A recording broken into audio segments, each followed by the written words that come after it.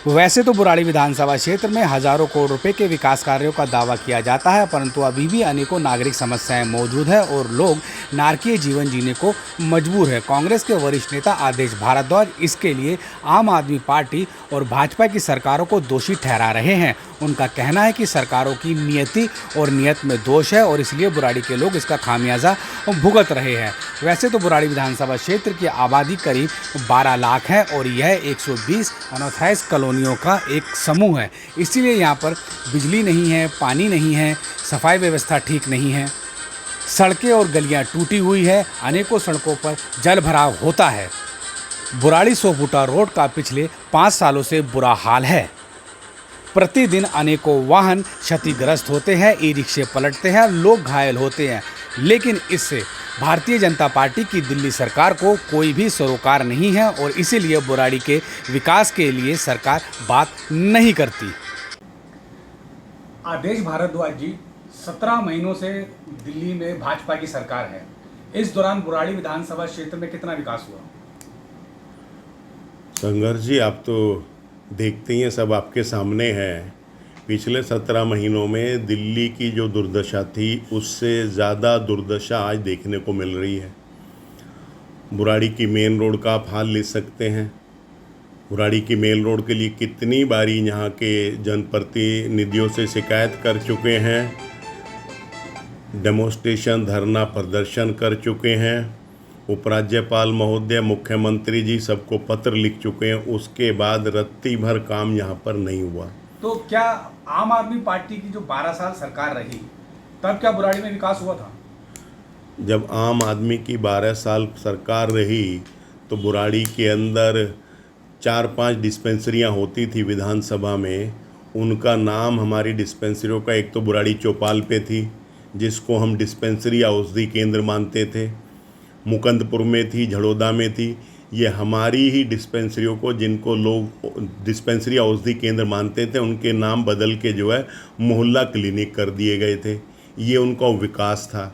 एक भी काम यहाँ पे स्कूल के नाम पे कहीं कोई सुधार नहीं, जो वो स्कूलों का डंका पीटते थे जो है। रेखा गुप्ता लगातार विधानसभाओं को बड़ा बड़ा बजट दे रही है, लेकिन बुराड़ी के लिए ऐसी कोई घोषणा नहीं हुई। कहीं ऐसा तो नहीं कि प्रधानमंत्री की जो अपील थी वो बुराड़ी वालों ने ठुकरा दी और अब खामियाजा भुगतना पड़ेगा?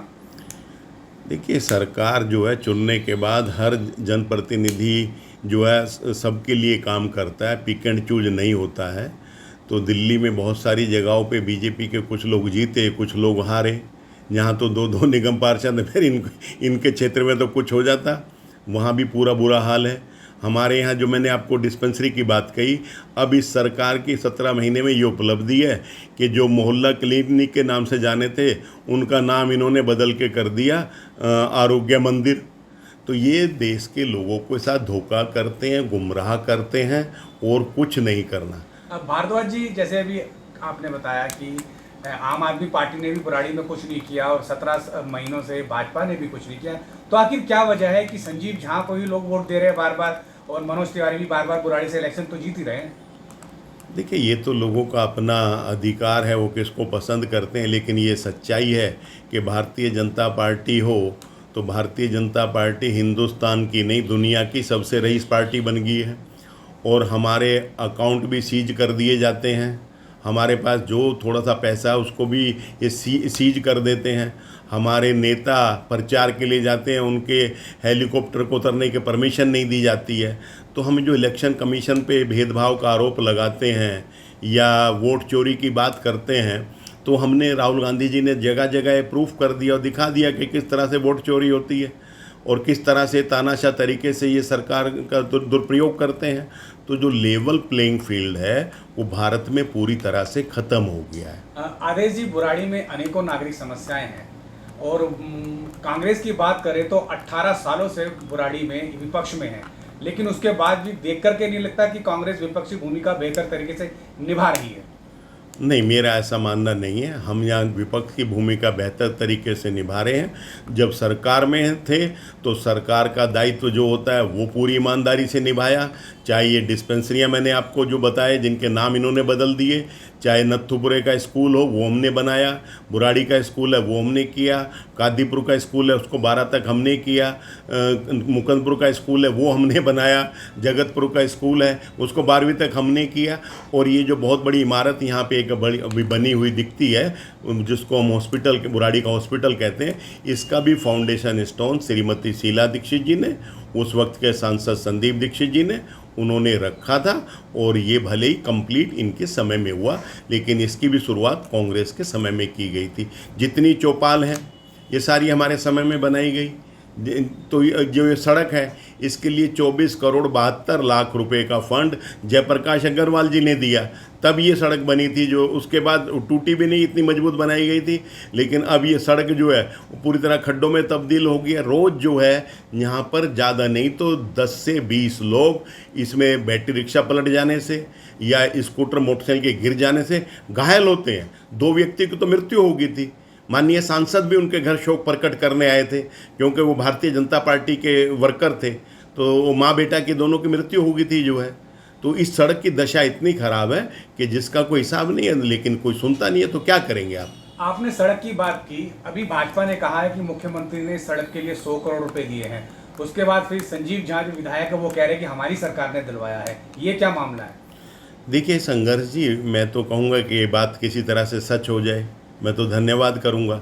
लेकिन दुख के साथ कहना पड़ता है कि इस तरह की जो बात है वो तीसरी बारी सुनने में आ रही है।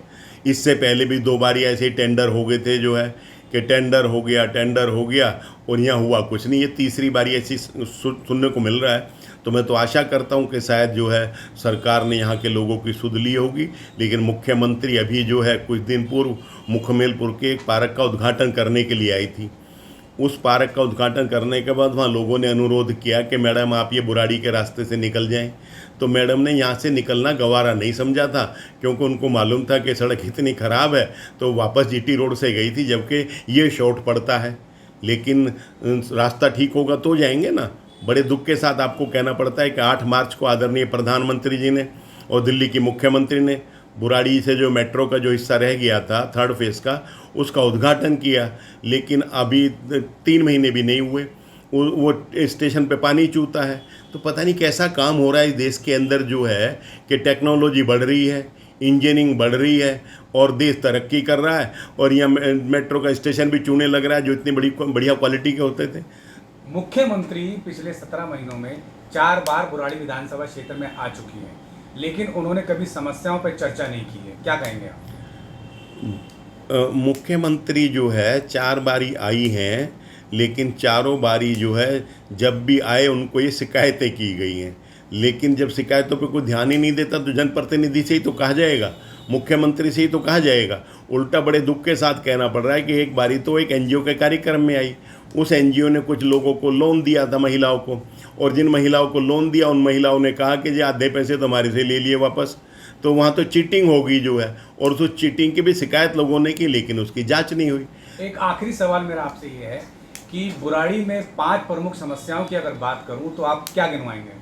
अरे भाई, मुख्यमंत्री ने स्वयं कहा कि इस बारी दिल्ली में कहीं जल भराव की समस्या नहीं दिखेगी आपको जो है, और 4 महीने पहले कहा था कि हमने जो है मानसून आने से पहले सारे नालों को साफ़ करा देंगे। 10-12 दिन पहले कहा था कि जो है 90% नाले साफ़ हो चुके हैं। भाई बुराड़ी का तो एक नाला साफ़ नहीं हुआ संघर्ष जी। अब भी आप जहाँ से जाएंगे पानी में से कहीं ना कहीं की जगह पानी भरा मिलेगा आपको। तो ना तो कोई नाला साफ़ हुआ है, ना फ्लड की नहर साफ़ हुई है, ना यहाँ पे स्कूलों में कोई सुधार हुआ है। 2-3 दिन तो स्कूल इसलिए बंद रहा कि वहाँ पे बिजली नहीं थी, पीने का पानी बच्चों को मिलता नहीं, पीने के पानी क्षेत्र के लोगों को नहीं मिलता। जब आता है तो इतना गंदा और काला पानी आता है जिसको पीने से लोग और बीमार हो जाएं। तो ये आप समस्या देख सकते हैं। पिछले 2 महीने में दिल्ली सरकार ने बिजली के रेट 2 बारी बढ़ा दिए, पीपीएसी जो है। तो ये तो लोगों की मदद करने के लिए आई थी, महंगाई को कम करने के लिए आई थी। आदरणीय मुख्यमंत्री जी ने और प्रधानमंत्री ने जापानी पार्क से, उस वक्त ये मुख्यमंत्री नहीं थे, प्रधानमंत्री जो बीजेपी के बड़े नेताओं ने कहा कि 8 मार्च 2025 को सभी बहनों को अकाउंट में 2500 रुपये आ जाएंगे। मेरा अनुरोध है कि अपने मोबाइल को जाके अपने बैंक खातों से लिंक करा लें। अब वो 2025 भी निकल गया, 26 भी निकल गया।